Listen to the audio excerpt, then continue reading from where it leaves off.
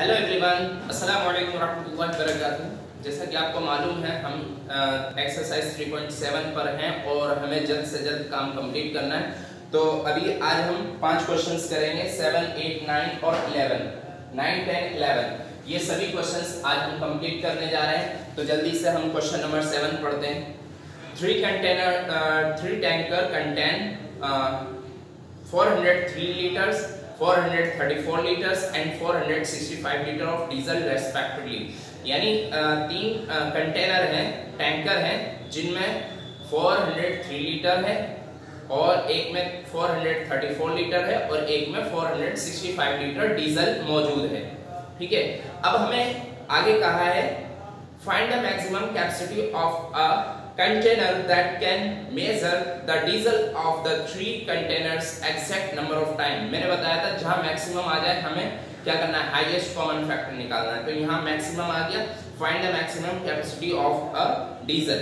तो हमें ऐसा निकालना है कि जो सभी कंटेनर से अगर डीजल को मेजर किया जाए तो ऐसा कंटेनर बनाना है जो एग्जैक्ट नंबर ऑफ टाइम्स में उसको नाप सके। ठीक है, तो अब हम चलते हैं क्वेश्चन की तरफ। हमारे पास है 465 और 400 आपका 403 एंड इसके फैक्टर्स निकालेंगे और 434 एंड 465। ठीक है, इन सभी के फैक्टर्स निकालने। अब देखिए ये नंबर्स ऐसे हैं, मैंने अभी चेक किया था इनको, आपको पढ़ाने से पहले मैं थोड़ा सा चेक करता हूं। तो अभी ऐसे नंबर्स हैं जो कि बहुत बड़े नंबर्स से डिवाइड होंगे, जैसे कि ये 13 से होगा और ये 31। आप जब फैक्टर करेंगे तो ये इन दो नंबर्स के अलावा किसी नंबर से फैक्टर नहीं होगा, यानी डिवाइड नहीं होगा। 13 से डिवाइड होगा और 31 टाइम्स में होगा। ठीक है, इसी तरह जब हम इसके फैक्टर्स करेंगे तो ये 14 और आपका 31 और 14 के जब हम फैक्टर करेंगे तो 2 और 7। इसी तरह ये 15 और 31 और 15 के जब फैक्टर करेंगे तो 3 और 5। तो हमारे टोटल ऑफ फैक्टर कितने आ गए? तो अब हम लिखेंगे 403 is equal to 13 and 31।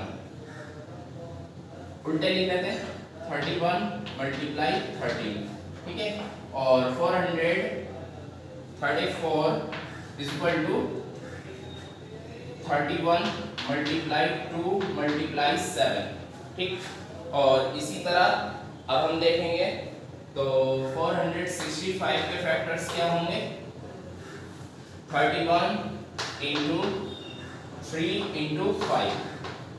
ठीक है, तो 31 क्या है, तीनों में कॉमन है। ठीक है, तो हमारा HCF क्या हो गया?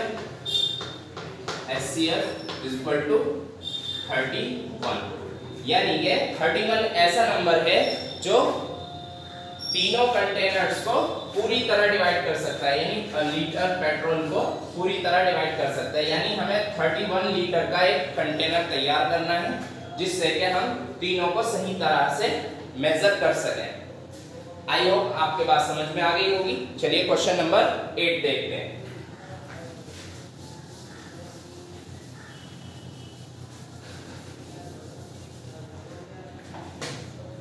Question number 8। ठीक है, क्वेश्चन नंबर 8 है find the least number which when divided by 6 and 15 and 8 18 leave remainder 5 in each case. सबसे पहले तो इसने कहा लिस्ट की वजह से हमें क्या करना है, एलसीएम निकालना है। 6, 15 और 18। ठीक है, 3 नंबर्स है हमारे पास, क्या करना है, एलसीएम निकालना है। एलसीएम निकालने का ये आसान तरीका है। तो हम सबसे पहले 2 से डिवाइड करेंगे, 15 ऐसे जाएंगे और ये 9 टाइम। अब देखिए कोई भी 2 से डिविजिबल नहीं है तो अब 3 लेंगे, 3 1 3 5 टाइम और ये 3 3 9।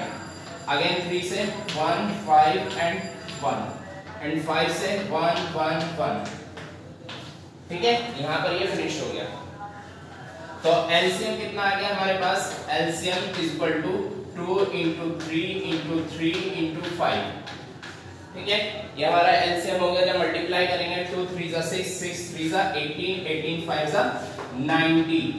ठीक है, 90। एलसीएम क्या होता है, जिन नंबर्स का एलसीएम होता है वो नंबर पूरी तरह इसको डिवाइड कर सकते हैं, और हमें ऐसा नंबर बताना है जिसका 5 रिमाइंडर बचे हर केस में, यानी इससे इसको जिस नंबर को भी डिवाइड करें तो 5 रिमाइंडर बचना चाहिए। तो वो नंबर क्या होगा, देखिए 90 तो आपका पूरी तरह इन हर एक से डिवाइड है। अगर हम 90 में 5 ऐड कर दें तो कितना हो जाएगा 95। और 95 क्या है, 95 ऐसा नंबर है जो हर एक से डिवाइड करने के बाद 5 रिमाइंडर जरूर बचेगा हर एक केस में। आई होप आपके बात समझ में आ गई होगी, क्योंकि अगर हम 6 से 15 से 18 से इन सभी से 90 को डिवाइड करेंगे तो पूरा पूरा डिवाइड होगा, और अगर हमने 5 और ऐड कर दिया तो 5 रिमाइंडर बचना ही है, क्योंकि इनमें से किसी को भी मतलब कोई भी नंबर ऐसा नहीं है जो 5 को डिवाइड कर सके। आई होप आपके बात समझ में आ गई होगी। चलिए नेक्स्ट क्वेश्चन देखते हैं।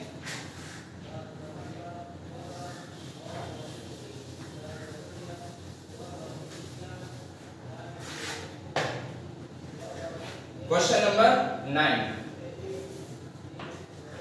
क्वेश्चन नंबर 9 है, find the smallest 4 digit number which is divisible by 18, 24 and 32।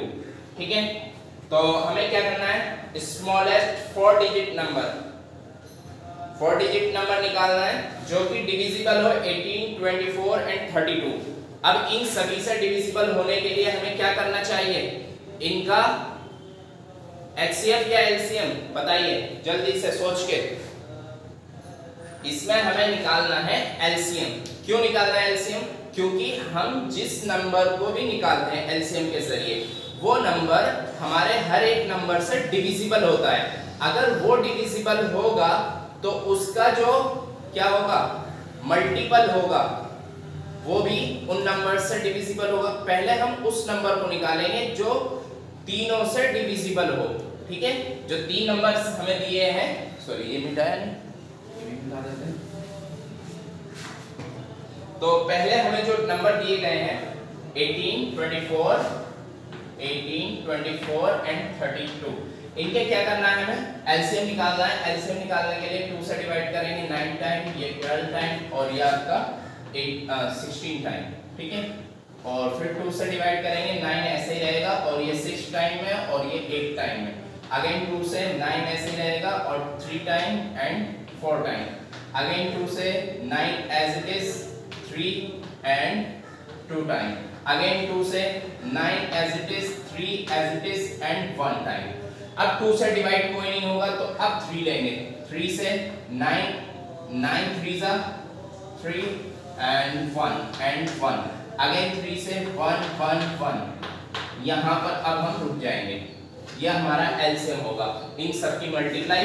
तो अब हम करेंगे मल्टीप्लाई, पहले लिखेंगे एलसीएम इज इक्वल टू 2 है कितनी times, 5 time and 3 3। 2 multiply 2 multiply 2 multiply 2 multiply 2 and multiply 3 and multiply 3। ठीक है, तो ये हमारे पास फैक्टर सॉरी एलसीएम आ चुका है, लीस्ट कॉमन मल्टीपल। तो देखते हैं मल्टीप्लाई करके। 2 2 जा 4, 4 2 जा 8, 8 2 जा 16, 16 2 जा 32, 3 3 जा 9, 9 की मल्टीप्लाई कर देंगे 32 से, 32 मल्टीप्लाई 9, 9 2 जा 18 का 8, 1 9 3 जा 27 एंड 1 28। तो हमारा 288 आ चुका है। अब हमें क्या बताना है, ये 288 जो है नंबर वो क्या है, इन सभी का एलसीएम है, और एलसीएम जो आता है हमारे पास वो इन सभी से पूरी तरह डिविजिबल होगा, यानी इसके जो मल्टीपल्स होंगे, इसके जो मल्टीपल्स होंगे वो भी इनसे पूरी तरह डिविजिबल्स होंगे।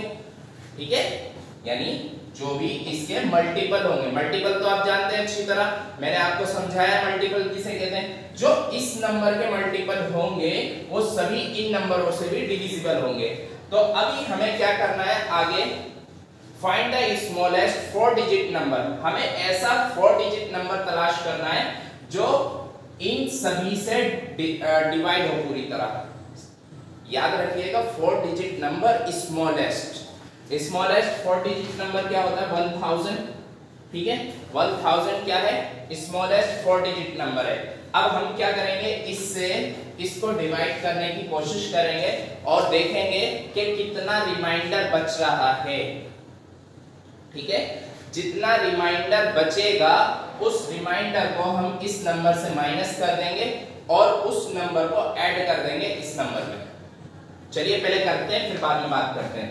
सबसे पहले डिवाइड करेंगे 288 से और देखेंगे कितनी बार में ये डिवाइड होगा। ये 3 टाइम में डिवाइड हो पाएगा, 4 टाइम में नहीं हो पाएगा। तो 3 टाइम में होगा तो अब कैसे होगा। अब आप सोच रहे होंगे सर ने 3 टाइम में क्यों कर दिया। देखिए 3 टाइम में इसलिए कर दिया क्योंकि ये लगभग 300 के नियरेस्ट है और 300 के नियरेस्ट होने की वजह से अगर हम देखें, अगर ये 300 होता तो क्या कहलाता 3 4 12 यानी 400 आता, सॉरी 1200 आता यहाँ पर और 1200 1000 से बड़ा होता है। तो इसलिए हमने क्या किया, इसको 3 टाइम में लिया है। 4 टाइम में आप चेक करके देख लीजिएगा, इससे बड़ा नंबर आएगा। क्लियर। चलिए अब 3 टाइम्स के मल्टीप्लाई यानी 3 की इससे मल्टीप्लाई करके यहाँ लिख देंगे क्योंकि हम 3 टाइम यूज कर रहे हैं। तो 3 टाइम में हम इसकी इससे मल्टीप्लाई करेंगे तो 3 8 24 का 4 कैरी 2 और 3 8 24 और 2 26 का 6 2 कैरी 3 2 6 और 2 8 यानी 864। अब जब हम माइनस करेंगे तो 10 में से 4 6 माइनस और 9 में से 6 माइनस करेंगे तो 3 और 9 में से 1 136। यानी कि अब हमें क्या मिल गया, रिमाइंडर मिल गया इस क्वेश्चन का। अब क्वेश्चन का रिमाइंडर मिल जाने की वजह से अब देखिए जो 28 का मल्टीपल है ये भी है 864 क्या है 288 का मल्टीपल है। जो इससे अगला मल्टीपल है वो क्या है, वो ये है 1000 में अगर हम इस नंबर को ऐड कर दें तो अगला मल्टीपल होगा, अगला मल्टीपल होगा क्योंकि इतना ये हमारे पास जो रिमाइंडर बचा है अगर हम इसको इसमें ऐड करेंगे तो ये हो जाएगा 1136। तो अब हम लिख देंगे डायरेक्ट जो हमारा नंबर है वो क्या है, सॉरी ऐसा नहीं करेंगे, हम इससे माइनस करेंगे इसको क्योंकि इतने नंबर की कमी है ना हमारे पास इस नंबर में और कितने में से इसमें से यानी 288 माइनस 136 करेंगे और जो नंबर आएगा उसको हम 1000 में ऐड करेंगे 2 and 2 3 5 and 2 में से 1 तो 152 अगर हम इसमें जोड़ दें किसमें 1000 में तो हमारा जो नंबर आएगा वो क्या होगा, वो डिविजिबल होगा इन सभी नंबर्स से, ठीक है। तो अब हम क्या करेंगे, इससे नहीं इसको जो है हम ऐड कर देंगे 1000 में, यस। तो अब मैं इसको मिटा देता हूं, जगह कम है वरना हम लिख नहीं पाएंगे, या आपने उतार ही लिया होगा।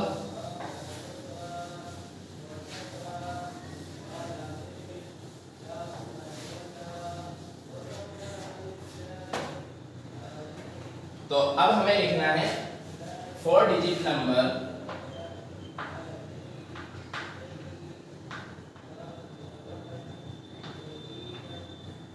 स्मॉलेस्ट और लिख लीजिए, smallest 4 digit number is equal to 1000 plus 152। तो जब इन दोनों को ऐड करेंगे तो 1152 हमारे पास आंसर हो जाएगा। आई होप आपके बात समझ में आ गई होगी। चलिए अब हम देखते हैं क्वेश्चन नंबर 10 और जल्दी से इस एक्सरसाइज को फिनिश करते हैं।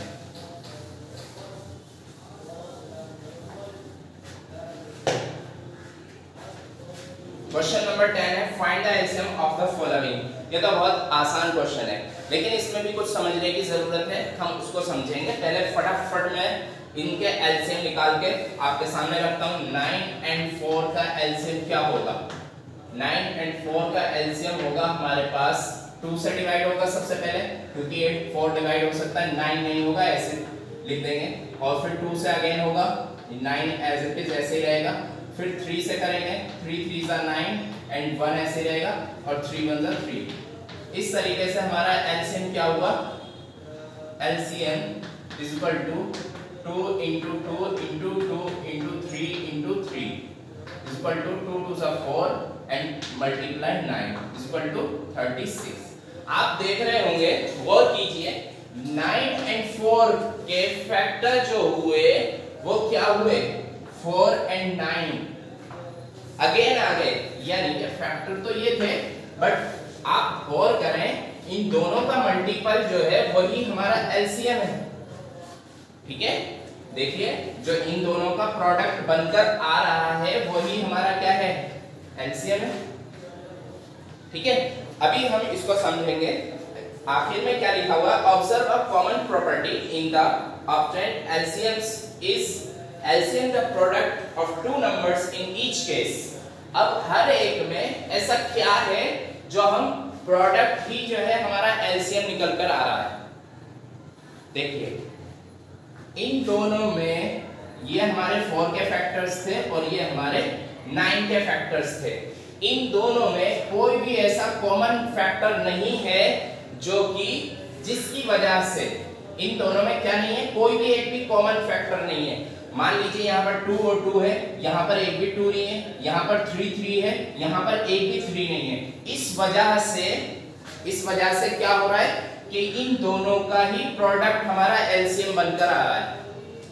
चलिए एक और एग्जांपल देखते हैं, ऑप्शन बी। इसको ऐसे ही लिखे रहने देते हैं, फिर हम दोनों में देखेंगे। ऑप्शन बी है हमारे पास 12 and 5, 12 and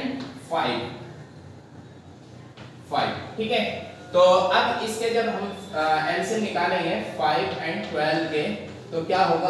5 से डायरेक्ट नहीं करेंगे, पहले 2 से करेंगे, 5 एज इट इज लिखेंगे 6 टाइम में, और अगेन 2 से करेंगे 5 as it is and 3 time, और फिर 3 से करेंगे 5 एज इट इज और 3 1 जा 3, अगेन 5 से ये खत्म। यहाँ ये हमारे फैक्टर्स हैं। अब लिख देते हैं LCM is equal to 2 into 2 into 3 into 5। ठीक है, अब देखिए इनके जो फैक्टर्स हैं, आप देख रहे होंगे ये फैक्टर्स और ये फैक्टर है। अगर हम गौर करें तो ये 12 के फैक्टर है और 5 का फैक्टर ये है। कहने को हमने एलसीएम निकाला है, लेकिन इनके फैक्टर्स में हम गौर करें तो हमें नहीं मिलेगा एक भी कॉमन। यहाँ पर 2 है, लेकिन यहाँ पर कोई 2 नहीं है, यहाँ पर 3 है, यहाँ पर कोई 3 नहीं है। जिस तरह इन दोनों में कोई कॉमन नहीं था, इसी तरह इन दोनों में भी कॉमन नहीं है। इस वजह से अगर हम 5 की 12 से डायरेक्ट मल्टीप्लाई कर दें, इन दोनों में कोई कॉमन फैक्टर नहीं है। कॉमन फैक्टर ना होने की वजह से हम क्या कर सकते हैं? डायरेक्ट मल्टीप्लाई कर सकते हैं। तो इन दोनों का जो प्रोडक्ट होगा वो हमारा एलसीएम भी कहलाएगा। आप देखेंगे तो 12 5 से कितना होता है? 60, और 60 ही एलसीएम आने वाला है। 2 2 जा 4, 4 3 जा 12 एंड 12 5 जा 60। 60 हमारा एलसीएम आया। इट मींस हमने अगर डायरेक्ट मल्टीप्लाई की तो कोई प्रॉब्लम नहीं, लेकिन अगर मान लीजिए हमारे पास, अभी हम एक एग्जांपल लेते हैं अपने पास से। ये आपका ऑप्शन ए, ऑप्शन बी हमने समझा। अभी हम क्या करेंगे? एक एग्जांपल लेते हैं अपने पास से जिसमें हम कुछ कॉमन नंबर्स रखेंगे, जिसमें कॉमन फैक्टर हो, और ऐसे नंबर रखेंगे तो उससे हमारी बात समझ में आ जाएगी। देखिए फॉर एग्जांपल हमारे पास 4 है एंड 6 है, दो नंबर्स हैं हमारे पास। अगर हम इनके फैक्टर्स करते हैं तो फैक्टर की मतलब एलसीएम कितना आएगा? 2 से 2 टाइम एंड 3 टाइम, एंड 2 से 1 टाइम एंड 3 1 1। ठीक है, तो एलसीएम आएगा हमारा, एलसीएम 2 2 4 एंड 3 4 3 12। 12 एलसीएम आया। अब आप कहेंगे 4 6 तो 24 होता है, एलसीएम ऐसा क्यों आया? देखिए अब इन दोनों के फैक्टर्स देखें, गौर करें तो 4 और 6 के जो एलसीएम होंगे, 4 का तो 2 और 2 होगा और 6 का जो एलसीएम होगा क्या होगा? 6 का 2 और 3 होगा। आप देखें ये 2 जो है इसमें भी है इसमें भी है, यानी दोनों के फैक्टर्स में मौजूद है। इस वजह से क्या हुआ? इनका एलसीएम इनका प्रोडक्ट नहीं है, इनका एलसीएम जो है इनका प्रोडक्ट नहीं है। प्रोडक्ट यानी मल्टीप्लाई करके हम डायरेक्ट लिख देते, नहीं ऐसा नहीं कर सकते। क्यों? क्योंकि इनके पास कॉमन फैक्टर होने की वजह से हम इनका प्रोडक्ट जो है एलसीएम नहीं मान सकते। आई होप आपकी बात समझ में आ गई होगी। चलिए अब हम क्वेश्चन आगे के कर लेते हैं। तो ये तो हमारा एग्जांपल्स था, इसको आपको कॉपी में नहीं करना है, ठीक है। तो क्वेश्चन नंबर 10 का हम सी और डी कर देते हैं फटाफट। सी है आपका 6 और 5, 6 और 5 के जब एलसीएम करेंगे तो 5 से डिवाइड होगा और 6 को पहले 2 से डिवाइड करेंगे 3 टाइम और 5 एज इट इज रहेगा, 3 1 जा 3 एंड 5 एज इट इज, 5 से 1 1। It's finish. एलसीएम आया आपके पास, LCM is equal to 2 into 3 into 5। It means 2 3 जा 6 और 6 5 जा 30। 30 हमारा एलसीएम आया। हम डायरेक्ट भी कर सकते थे, ठीक है। इसी तरह अगर हम डी की बात करें तो क्वेश्चन नंबर डी है 15 and 4, 15 and 4। जब हम इनके फैक्टर्स करेंगे तो सबसे पहले 2 का इस्तेमाल करेंगे क्योंकि 4 डिवाइड हो सकता है 15 and 2 time and 15 again as it is रहेंगे और ये 1 और अब 3 से डिवाइड कर सकते हैं 5 टाइम में और 1 और फिर 5 से 1 टाइम, ठीक है। तो ये हमारा फिनिश हुआ और एलसीएम लिखेंगे, LCM is equal to 2 into 2 into 3 into 5 और एलसीएम हम यहाँ मल्टीप्लाई करें या यहाँ मल्टीप्लाई करें 5 4 जा 20 ही आना है, ठीक है। 2 2 जा 4, 4 3 जा 6, सॉरी 4 3 जा 12 and 12 5 जा 60। ये कुछ मिस हुआ। अच्छा ये 5 नहीं है 15 है, ओ सॉरी 5 नहीं है 15 है, ठीक है। तो कितना आएगा 60, क्योंकि हमारा जो ये नंबर है वो क्या है, इन दोनों में कोई कॉमन फैक्टर नहीं है। इस वजह से हमारा जो नंबर है वही प्रोडक्ट है, सॉरी जो हमारा एलसीएम है वही हमारा प्रोडक्ट है। आई होप आपके क्वेश्चन नंबर 10 समझ में आ गया होगा। चलिए क्वेश्चन नंबर 11 देखते हैं। 11 में कुछ मिलता जुलता है, जल्दी से फिनिश करते हैं हमें एक्सरसाइज, और एक्सरसाइज 5 भी हमें कंप्लीट करनी है। इन एग्जाम्स में हमारी 5 भी आनी है। तो क्वेश्चन नंबर 11 है हमारे पास। अब देखिए यहाँ पर हमें कहा गया है find the LCM of the following numbers in which one number is the factor of the other। अब यहाँ पर हर एक जो दूसरा नंबर है वो क्या है, वो दूसरे का फैक्टर है। जैसे कि पहला ऑप्शन है हमारे पास 5 and 20। 5 क्या है, 20 का फैक्टर है, बट हमें क्या करना है, इनका एलसीएम निकालना है। तो एलसीएम निकालने के लिए हम क्या करेंगे, एज इट इज नंबर लिखेंगे और 2 से सबसे पहले डिवाइड करेंगे, 5 एज इट इज लिखेंगे, 10 अगेन 2 से 5 ऐसे आएगा और ये 5 टाइम और 5 से 1 टाइम, ठीक है। तो अब देखेंगे 5 मल्टीप्लाई 2 मल्टीप्लाई 2 इक्वल टू 5 4 जा 20। आप देख रहे हैं जिस नंबर का फैक्टर है तो आप क्या करेंगे, डायरेक्ट वही नंबर एज इट इज लिख सकते हैं। यानी अगर कोई हमारे पास फैक्टर मौजूद है किसी नंबर का तो उसका एलसीएम निकालने की जरूरत नहीं, जो जिस नंबर का फैक्टर है वही नंबर हमारा एलसीएम होगा। तो आपका ऑप्शन ए इस तरह से होगा, ये हमारा एलसीएम है और आगे हमें करने की जरूरत नहीं है क्योंकि हम समझ चुके हैं कि हमारा एलसीएम क्या होगा। सिर्फ एक में हमने समझ लिया, तो आगे के हम ऑप्शन बी में एलसीएम बराबर डायरेक्ट लिखेंगे। एलसीएम बराबर क्या होगा, एलसीएम बराबर किसका, 16 और 8 का, 6 और 18 का एलसीएम होगा बराबर 18, ठीक है। और इसी तरह ऑप्शन सी लिखेंगे, एलसीएम किसका, ब्रैकेट में करके लिख देंगे किसका एलसीएम है, 12 and 48 का, 12 and 48 का एलसीएम इज इक्वल टू 48, क्योंकि 12 क्या है, 12 जो है 48 का फैक्टर है, इसलिए हमारा 48 ही एलसीएम आना है। इसी तरह ऑप्शन डी की बात करें तो ऑप्शन डी आपका है